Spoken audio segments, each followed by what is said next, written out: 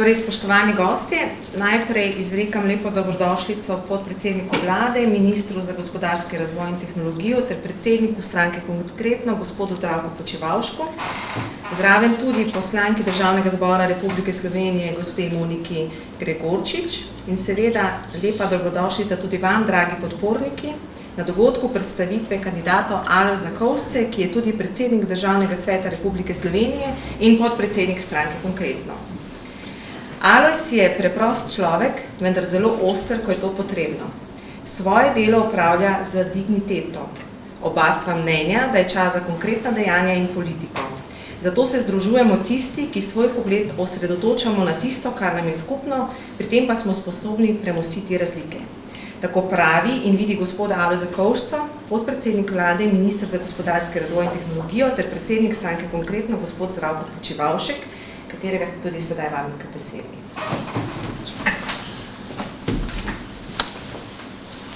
Ja, spoštovani Alojz Kovšca, soborec, prijatelj, v čast in zadovoljstvo mi je, da sem ga že kar nekaj časa nazaj spoznal. Takoj sva se našla, pa se nisva mislila takrat še na nek način politično skupaj boriti. Ampak sva vse skozi imela kar nekaj skupnih zadev. Oba sva konkretna, kratka, oba sva človeka dejanj in usmerjena vnaprej. Če si imamo kaj zapovedati, se to poveva, narediva to hitro in rešiva problem. Zato je bilo na križišču, ki smo ga na nek način doživljali, v predhodnici stranke Konkretno, čisto posebi samoumevno, da sva našla pot, da iz dveh strank pripeljemo to zgodbo do tega, da smo ta liberalni blok začeli združevati. Veste, da smo v Sloveniji bogati na liberalnih strankah, da imamo take pa drugačne. Mi za nas mislimo, da smo pravi liberalci. Zakaj? Zato, ker smo suvereni. Ker ni za nami tukaj nikogar, ki bi nas upravljal. To je bil en temelj, ki smo ga naredili zato, da gremo na nek način naprej. Jaz še enkrat moram povedati, da sem vesel, da imam priložnost to politiko zdaj nadaljevati skupaj z Alojzom, zato ker je čas v Sloveniji, da to, kar smo že naredili, delamo tudi naprej v nekih pravih, konkretnih korakih. Ampak mi dovolite, čeprav to lahko rečem, da ste po večini že slišali, da kljub vsemu nekaj stavkov namenim, zakaj gibanje Povežimo Slovenijo. Smo bolestno razcepljeni. To lahko ugotavljate povsod po Sloveniji. Ni je zgodbe, na osnovi katere ne bi začeli delitev na tete pa one, na leve pa desne, pa na bele pa na črne, kakorkoli hočete. Mi mislimo, da je leta 2022 čas, da se usmerimo naprej. Če se ne moramo zmeniti, kaj je bilo 70 let nazaj, se bo to nekdo drugi za nami zmenil. Nam pa mora biti pomembno, da omogočimo Sloveniji, da bo tudi leta 2030 uspešna. Zdaj, letošnje volitve, veste, so zelo, zelo pomembne. Pomembne so sicer vsake, ampak v tem obdobju se v svetu mešajo karte na novo. In če ne bomo vlekli pravih potez, če ne bomo delali po principu ustvari, potem deli, jaz mislim, da se nam ne piše dobro. Zato smo se odločili, da na nek način gremo z nekim novim modelom na volitve, modelom, ki združuje 5 različnih strank. Konkretno Ljudska stranka, Nova ljudska stranka, Stranka Zelene Slovenije in pa Novi socialni demokrati, ki smo si, kot sem rekel, zelo različni. In dogovarjanje je tudi težko, čisto odkrito povedano. Ampak smo si enotni o eni in ključni stvari, da nas zanima prihodnost, ki jo bomo in želimo graditi na 3 stebrih. na gospodarsko-kmetijskem, socialno javno-družbenem, na zelenem prehodu, debirokratizaciji, regionalni razvoj Slovenije in pa demografija. Želimo delati vse tisto, kar je dobro za gospodarstvo, za ljudi in pa za naravo. To se lepo sliši, ampak mi imamo kaj pokazati. Mi o združevanju ne govorimo, mi to delamo. Mi dva sva dokazala, da se da v Sloveniji tudi združiti. Čist tak zares, ne samo govoriti o tem. To je prva združitev po kakih 20 let strank. Sva dokazala, da sva s to stranko skupaj šla v to gibanje, za katerega mislimo, da je tisto, ki povezuje. In tukaj vas prosim naslednje. Vzamite z razumevanjem, da smo moteč element enim in drugim, na obeh ekstremih. Rabijo nas eni in drugi, ampak šibke. In niti približno ne pričakovati, da bomo naš uspeh gradili na tem, da bomo imeli medijsko podporo. Situacija je taka, kot je. Imamo dva velika televizijska medija, ki sta na enem spektru političnega pola. Eden lahko to počne, ker je privaten, ta naša nacionalka, ki jo mi vsi skupaj financiramo, pa jaz mislim, da ne bi smela tega delati. Veste, 100 milijonov na leto zberemo z naših, kako se že temu reče, prispevkov naročnin za televizijo, 80 milijonov gre za plače, 2000 jih je. Pa bom samo en primer povedal, ker me to boli do kraja. V Ukrajino so poslali samohranilko, poročevalko iz arabskega sveta, Karmen Švegelj. Pa jih je 2000, pa imajo novinarji plače kot ministri. Pa ni enega tukaj, ne zameriti, da rečem v Ljubljani, ki bi imel prpo iti saj v Lvov poročati. To tako ne more biti, ampak pustimo to na stran zdaj. Imamo še 4 časopise glavne, ne moramo pričakovati podpore. Zato je naše delo in taktika taka, kot smo jo zastavili. Imamo 87 odličnih kandidatov. Pojdite gledati liste. Na večini list imate predsednika, pa še koga, pa na vseh slikah. Lahko nekdo kaže nezadovoljstvo, da se po Ljubljani ne vidijo naše osebe. Ampak mi imamo 87 kandidatov. Zakaj ne 88? Zato, ker Alojz kandidira edini v 2. In imamo močne športnike, 3 državne reprezentante, olimpijsko zmagovalsko, Urško Žolnir, Romana Pungartnika, reprezentanta v hokeju, Miho Rebolja. In imamo kulturnike, imamo ljudi iz zdravstvene sfere, imamo gospodarstvenike. Imamo take, ki bomo in moramo na terenu dobiti rezultat. Ne glede na to, kaj se bo dogajalo v medijih. Ja, boli, tudi mene boli, da ne morem priti s pozitivno zgodbo na nek način do veljave. Ampak smo to vedeli vnaprej. Če kdo, potem mi v predhodnici stranke konkretno, ki je doživela hude izgube v 2 letih, veste. Jaz imam navado reči, da smo preživeli Stalingradsko bitko. V boj smo šli z 10 poslanci, bitko smo končali 4. Takega generala, ki izgubi toliko vojske, v normalnih razmerah dajo na sodišče, pa ga likvidirajo. Ampak, veste, smo imeli v zgodovini, to mi še dovolite, da se malo tudi norčujem z ene take težke zgodbe. 14. divizija je šla na Štajersko 44. leta s 1300 borci. Ko je prišla prek Hrvaške, tam pri mojih krajih v Slovenijo, je v enem mesecu izgubila 1000 vojakov, ostalo jih je 300. In temu v zgodovini rečemo epopeja. Mi tukaj smo pa malo boljši od epopeje, ker smo 4 ostali. Bolj močni smo. Ampak ne mi zameriti, da sem zašel v to zgodbo. Skratka, pričakujem, da se zavedate, da smo močno gibanje, ne samo stranka konkretno, da smo gibanje Povežimo Slovenijo tisti, ki bomo naredili dober rezultat samo na en recept. 5 nas je različnih, v prihodnost usmerjenih, zato je potrebno, da povsod, v vsakem volilnem okraju, eden oziroma vsi delamo za enega, za Lojzeta, ko bo pa izvoljen, bo pa on delal za nas. Če bo eden od nas 5 članov gibanja Povežimo Slovenijo kalkuliral, ne bomo uspešni. To je ključ našega uspeha. Vsi za enega, eden za vse. To ni floskula.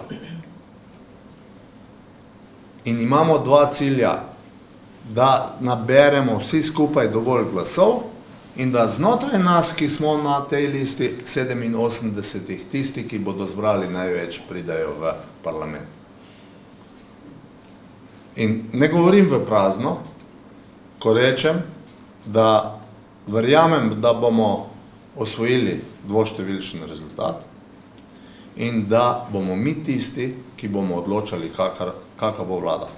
Tako kot smo leta 2020 v predhodnici te stranke odločali o tem, da nismo šli na volitve. Veste, na dan odstopa prejšnjega predsednika vlade je imela nacionalna televizija narejen natančen načrt predvolilnih soočenj. Pa so se potem našli eni trmovci v naši bivši stranki, ki so rekli, ne bodo volitve takrat, kot se je nekdo tam od zadaj spomnil. In jih ni bilo. In smo naredili vlado, ki ima kaj za pokazati. Jaz sem ponosen na ti 2 leti po Stalingrajski bitki, ponosen sem na to, s čim gremo na volitve, zato ker imamo solidno osnovo ali pa odlično osnovo, zato da bo Slovenija jutri boljša. Tukaj sem zato, ker je v naši ekipi ljudi, kot je Alojz, ogromno in zato, ker smo mi garant temu, da se z nami ne da manipulirati in da bomo zadeve peljali dobro. Zato vas naprošam, da že naslednji teden, takoj ko se lahko začnejo predčasne volitve, naredite vse, da nas gre čim prej in čim več voliti predčasno, iz 2 razlogov. Prvi, da boste lahko uživali naslednjo nedeljo, in drugi, da damo s tem psihološko sporočilo o okolici, da se nekaj dogaja. S tem bomo vplivali tudi na tiste, ki grejo v nedeljo, verjamite mi.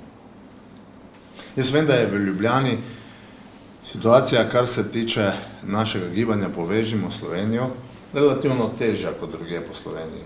Najprej je konkurenca največja, mediji so tukaj še bolj agresivni, zato je tudi tukaj potrebno delati na terenu.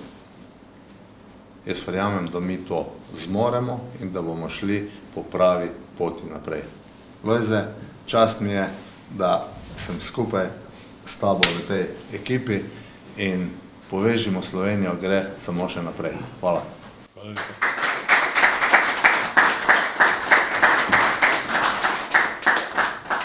Hvala ministru za lepe besede. Sedaj pa k besedi vabim poslanko Državnega zbora Republike Slovenije, ki je tudi kandidatka na listi gibanja Povežimo Slovenijo, gospa Monika Gregorčič.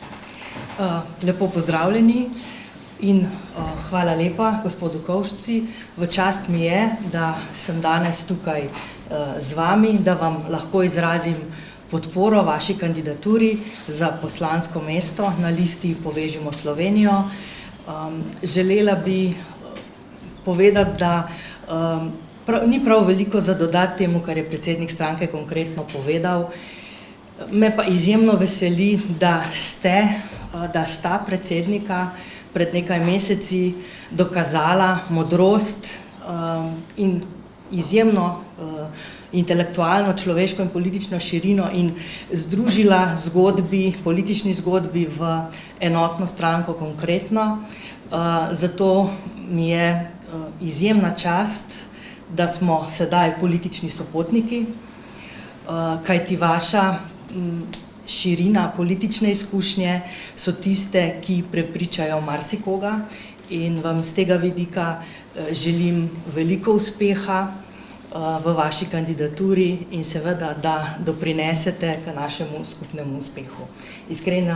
Iskrene čestitke, veliko poguma in veliko uspeha v volilni.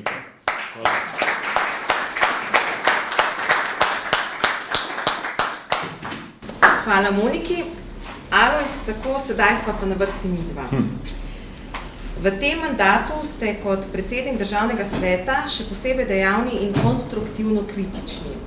Proaktivno se vključujete v proces sprejemanja in obravnavanja ključnih zakonodajnih iniciativ. Odpravljate nepoštene prakse, opozarjate na kršitve človekovih pravic, predlagate interventne ukrepe in sistemske zakonodajne rešitve. Zakaj torej kandidatura za poslanca in zakaj gibanje Povežimo Slovenijo? Če lahko začnem od zadaj. Zakaj gibanje Povežimo Slovenijo? Kdor pozna Zdravka Počivalška, ve, da pri njemu iskren pogled v oči, trden stisk roke in dana beseda, ki velja. Jaz poznam veliko ljudi, strokovnjakov z različnih področji, poznam obrtnike, gospodarstvenike, kmete, znanstvenike. Je pa ena bistvena razlika med človekom, ki ve, in tistim, ki zna. Ta, ki ve, kaj je v teoriji, tisti, ki zna pa to, kar ve, prenesti v prakso. In Zdravko Počivalšek je pokazal, da zna prenesti v prakso. Ekipa SMC-ja, ki je preživela vse pogrome, me je prepričala. Ko je bilo najtežje, niso vrgli puške v koruzo, tako kot nekateri drugi. Z druge strani me je prepričevala tudi moja ekipa gospodarsko aktivne stranke. Po neuspehu na volitvah smo še vedno ostali skupaj in bili pripravljeni zopet in zopet, dokler nam ne uspe.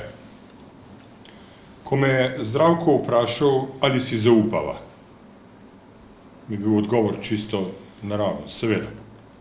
Dogovorila sva se in prvi kamenček je sprožil plaz. In zdaj, po mojem mnenju, tega plazu ni več mogoče ustaviti. Zakaj pa povezovanje z ostalimi strankami? Iz preprostega razloga, ker oba razumeva, da v slovenski družbi ni temeljni konflikt med levico in desnico, ampak gre za konflikte med različnimi interesi, ki lahko ustavljajo slovenski razvoj.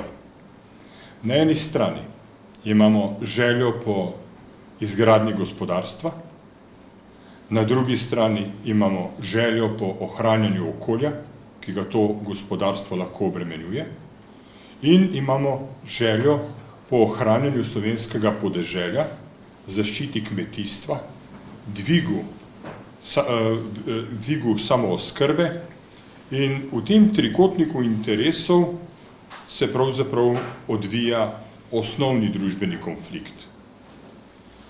Če želimo Sloveniji dobro, potem je treba te tri interese okolja, kmetijstva, gospodarstva sestaviti, da je lahko Slovenija ekonomsko uspešna. Ekonomsko uspešna Slovenija zagotavlja sredstva za družbeni standard. Zagotavlja sredstva za šport, kulturo, zdravstvo, infrastrukturo, ki jo potrebujejo slovenski državljani. Umetno ustvarjanje konflikta med levico in desnico služi za pokritje umazanih rabot tistih, ki niso pripravljeni ustvarjati, ker tega ne znajo, ne zmorejo ali nočejo, so pa sami sebe razglasili za oklicane, da bi to delili. Z Zdravkom in z kolegi iz gibanja Povežimo Slovenijo si ne delamo utvar, da lahko rešimo svet. Lahko pa močno prispevamo k temu, da Slovenija ne gre po poti držav, ki so izgubljene v času in prostoru in navkljub velikim naravnim in drugim danostim životarijo. Slovenija ima vse pogoje, da je lahko uspešna. Če smo le dovolj iskreni do sebe, kot predsednik pravi za mene, tudi ostri, takrat, kadar zahtevamo učinkovitost in storilnost. Ko se bomo Slovenci začeli deliti na pridne in tiste, ki to niso, bomo lažje sobivali med seboj in ne bomo gledali, kakšne barve, kakšne ideologije je kdo. Priti do tega, da je država lahko uspešna, pa pomeni ne samo to, da mi uveljavljamo svoje ideje, pač pa tudi, da slišimo, razumemo in upoštevamo druge, ki želijo k istemu cilju, pa vendar mogoče po drugačni poti. Ni za verjeti, da bi v Sloveniji lahko prevladala ena politična opcija. To je nemogoče. To se ne bo nikoli zgodilo. Potrebno je ustvariti pogoje, da vse politične opcije na demokratičen način udejanjajo svoje interese, vendar na skupnem imenovalcu nacionalnega interesa. Jaz mislim, da je gibanje Povežimo Slovenijo z svojo raznolikostjo idej in pripravljenosti iskanja skupnih rešitev prava pot, da lahko prinesemo v slovenski politični prostor neko novo kulturo. Kulturo spoštovanja, kulturo sodelovanja.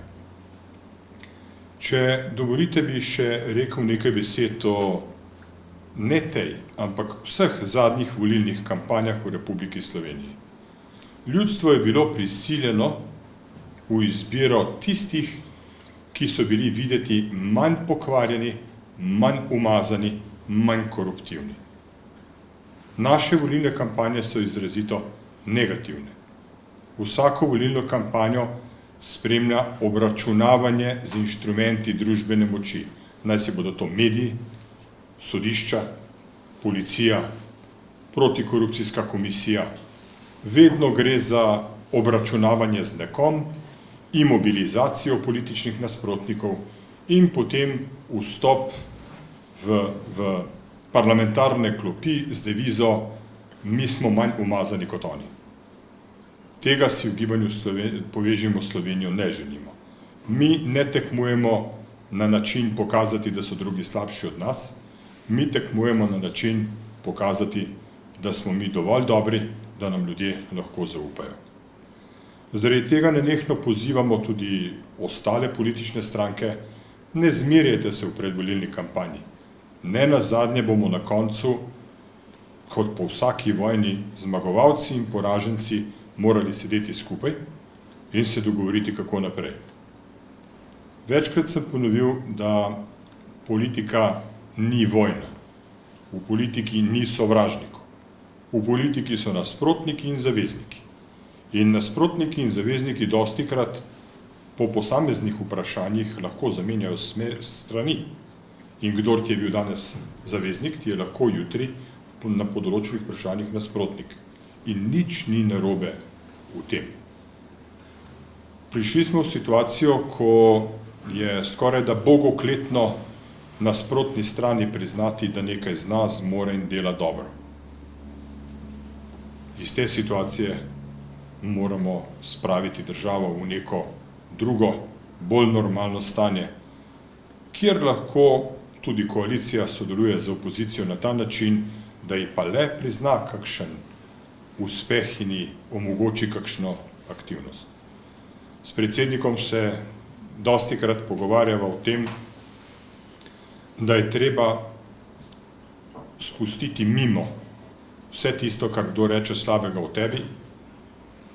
Včasih je razlog osebni, včasih gre za to, da drugače ne more, ker ga politični sopotniki silijo v to, da je v takšnem odnosu do tebe.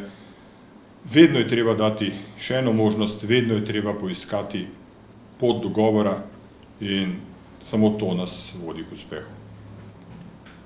Če pa po pravici povem, kaj zame pomeni izvolitev v državni zbor, ja, lahko rečem rakovo pot.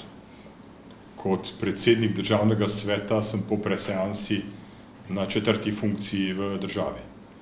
Zdi se mi, da je vredno žrtvovati za to, da dam svoj prispevek v državnem zboru če nam le uspe uveljaviti politiko povezovanja in medsebojnega spoštovanja. Je vredno. Splača se potruditi. In rad bi mojemu predsedniku in ostalim v gibanju Povežimo Slovenijo povedal tole. Sploh ni pomembno, kolikšna je vojska, s katero se podajaš v bitko. Pomembno je, kako je dobra. V Ukrajini so pokazali, da število ne garantira zmage. Kakovost je tista, ki odloča. Gospod Počivalšek je rekel, da imamo različne kandidate. Mene pa res osebno me navdušuje in me navdaja z zaupanjem to, da sem večino teh kandidatk in kandidatov zdaj v kratkem času uspel osebno spoznati in ne glede na starost in ne glede na življenjsko pot, vsi so ljudje vredni zaupanja. Tudi za najmlajšim našim kandidatom oziroma kandidatko, kandidat je najmlajši, ne? Rene Doppler. Tudi za Renejem, ki je najmlajši, je zelo uspešna kariera. Tako da ne samo, da vemo, tudi znamo in brez dvoma smo sposobni to uresničiti, če nam bodo volivci zaupali svoje glasove, v kar osebno ne dvomim.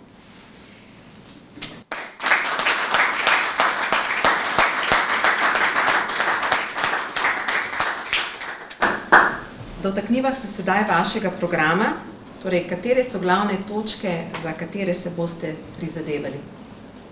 Smo liberalci. Najprej se zavzemamo za to, da Slovenija v resnici postane demokratična država, kar pomeni, da nikakor ne stremimo k temu, da bi se poenotili v stališčih, ta naj ostanejo različna. Stremimo k temu, da se poenotimo v rešitvah.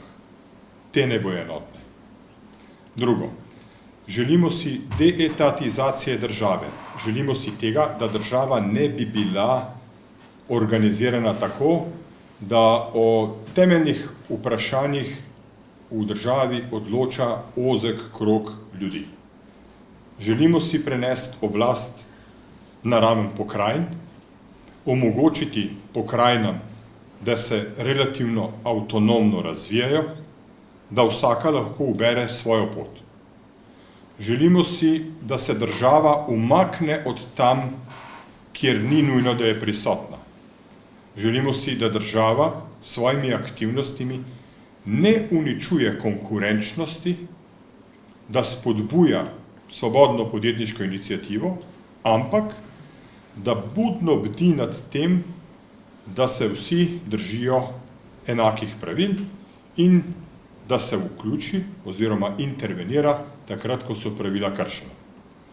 Želimo si socialne države, ne socialistične, socialne države, v kateri bo za vse tiste, ki ne morejo skrbeti sami zase, poskrbljeno. Za vse tiste, ki pa lahko skrbijo sami zase, želimo omogočiti poštene pogoje, da lahko svoje znanje, sposobnosti, svoje delo realizirajo na trgu.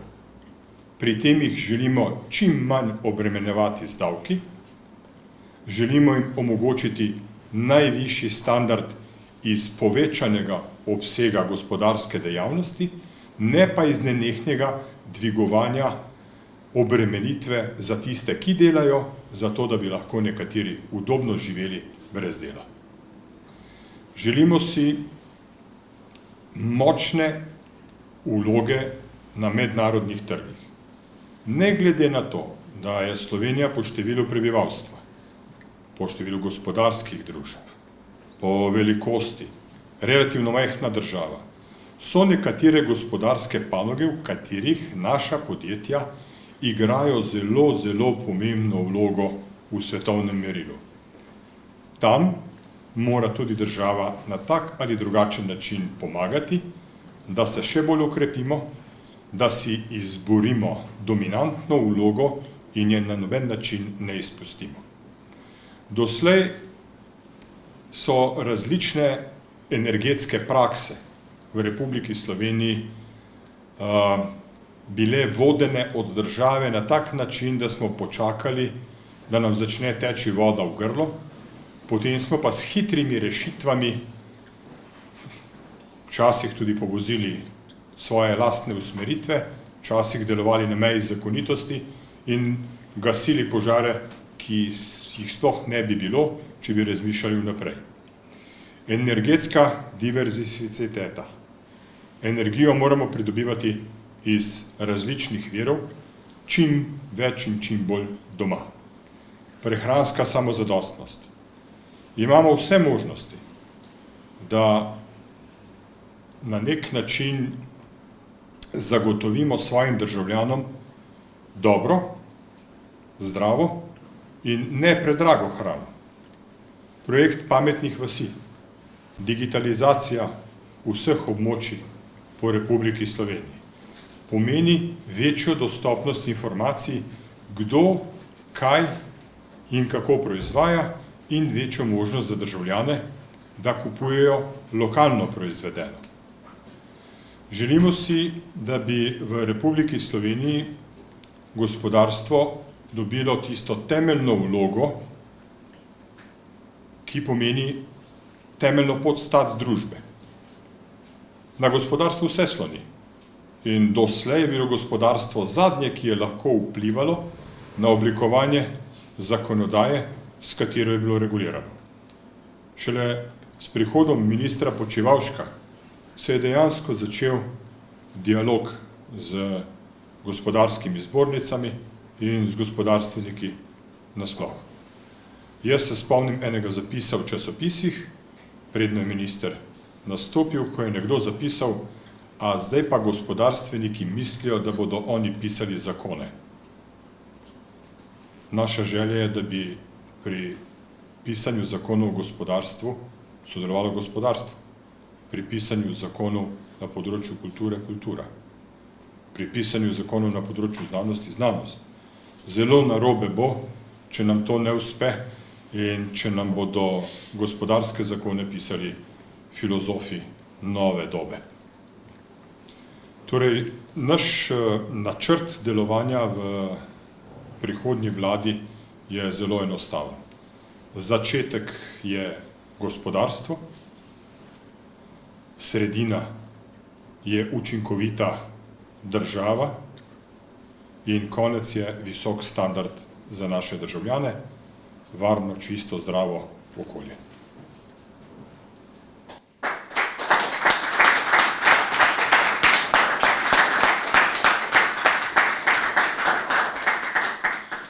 Kot nadpolitični organ, ki mu je pluralnost položena v zibelko, prevzemate tudi večje družbene vloge, kot je proces vnovične uvedbe pokrajin.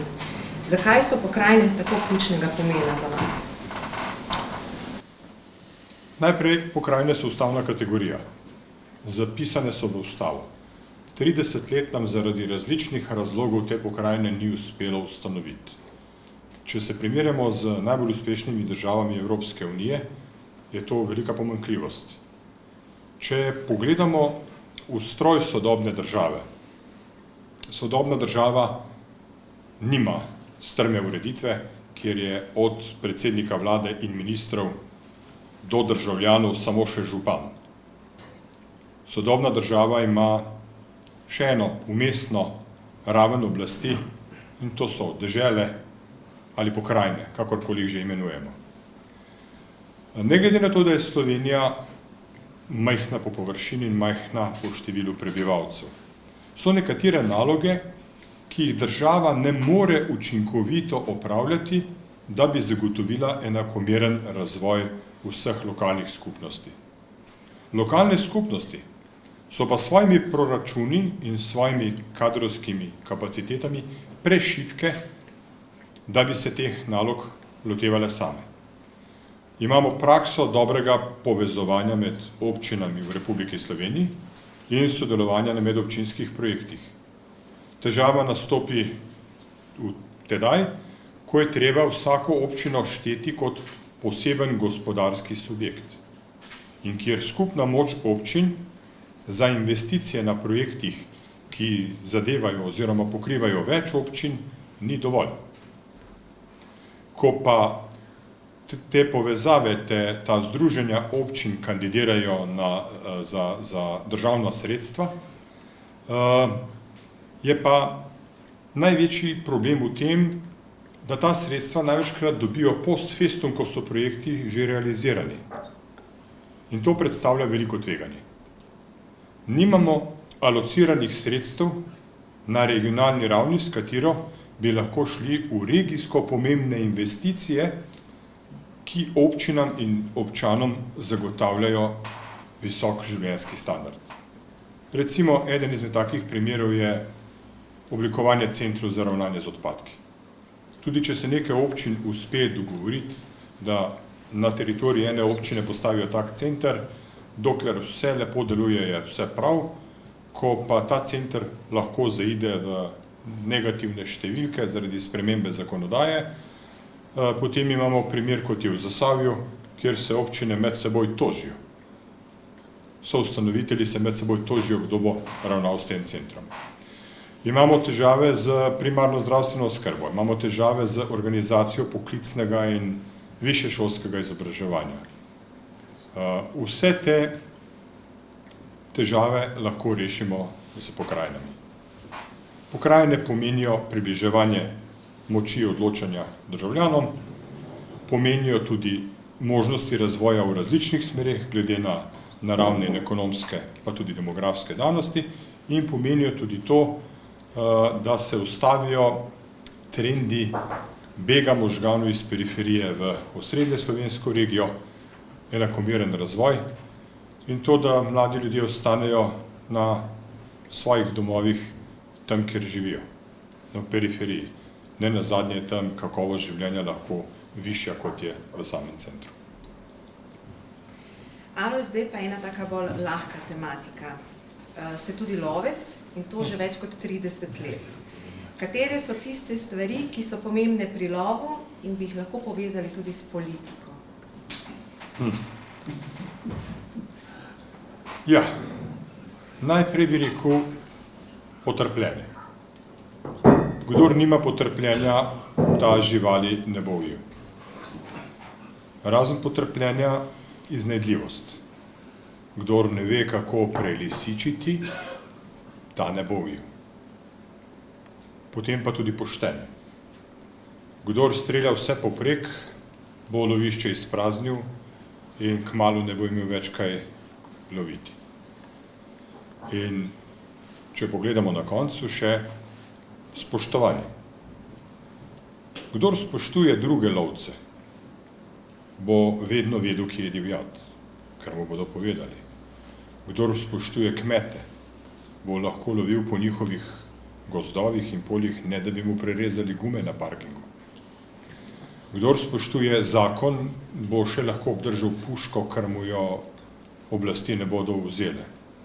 Kdor spoštuje na koncu koncev zdravo kmečko pamet, lahko vse to skupaj združi, si obleče uniformo zelene barve, vzame puško in gre v naravo brez kakšne posebne želje, da bi domov prinesel plen, ampak z zavedanjem, da je tam lepo, da je preživel nekaj ur sam s sabo in z naravo okrog sebe, da je prisluhnil tišini in da gre lahko domov čez gostilno, kjer vse tisto, kar ni ustrelil, lahko razloži, zakaj ni, kako bi in da enkrat je, ampak je pozabil fotografirati pa stehtati.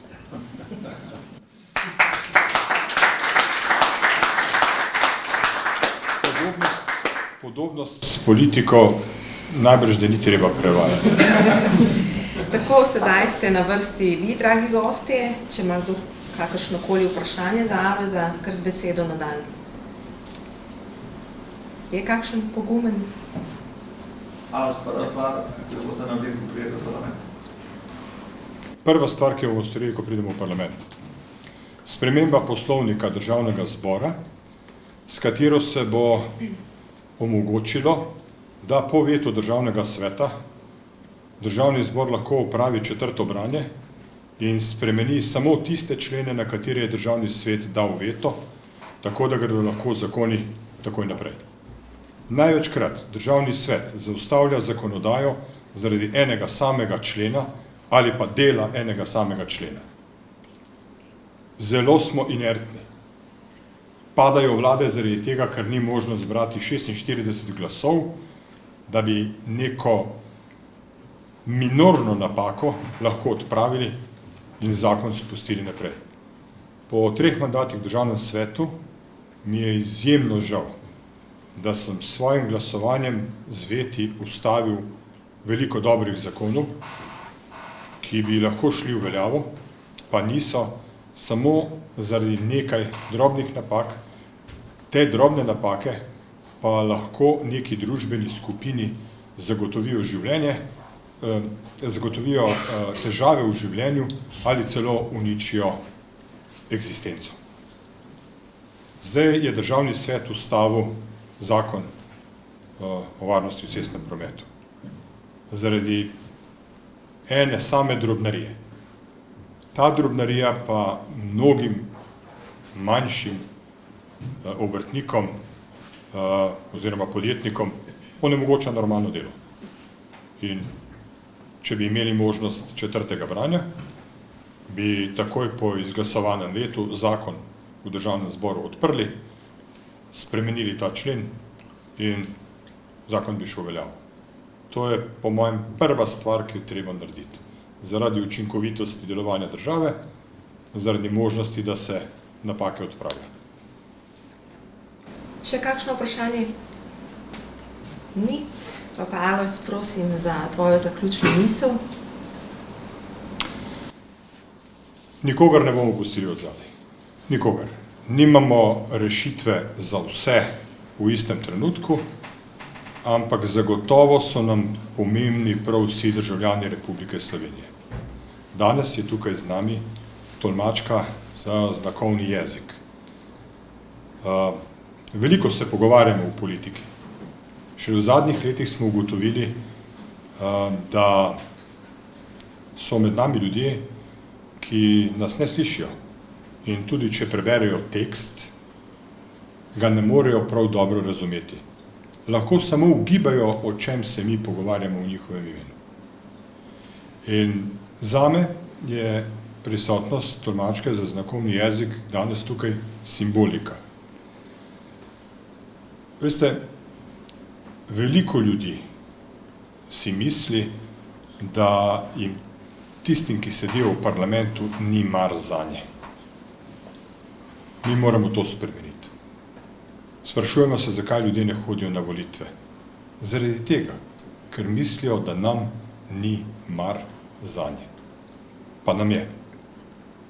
In to moramo pokazati. Vsaka družbena skupina je za nas pomembna. Vsaka vas je za Slovenijo pomembna. Vsak človek na koncu koncev je za Slovenijo pomemben. Če ne moramo pomagati vsem naenkrat, lahko pa poizkušamo najti čas, da počasi pridemo do vseh in da je življenje v tej državi prav za vsakega državljana enako dobro. Pa naj bo to mladi, da ne bežijo v tujino, naj bo to stari, da jih ne puščamo same na vaseh tam na obrobju, naj bojo to Romi, svojo posebno kulturo, priseljenci, kdorkoli že. Če se v tej državi vsi počutijo dobro, potem je Republika Slovenija domovina. Če se pa ne počutijo dobro, potem smo mi nekaj narobe naredili, da domoljubja med ljudmi ni. To je naša naloga, čisto enostavno. Gremo na volitve, obkrožite tiste, ki jim najbolj zaupate. Jaz upam, da v veliki meri zaupate gibanju Povežimo Slovenijo. Želim vam vso srečo. Po volitvah je nov dan, takrat se bomo prešteli in videli, ali se zarečenega kruha veliko poje in ali tisti, ki na noben način ne želijo sodelovati, pa vendarle mogoče bi za dobrobit vseh. Hvala.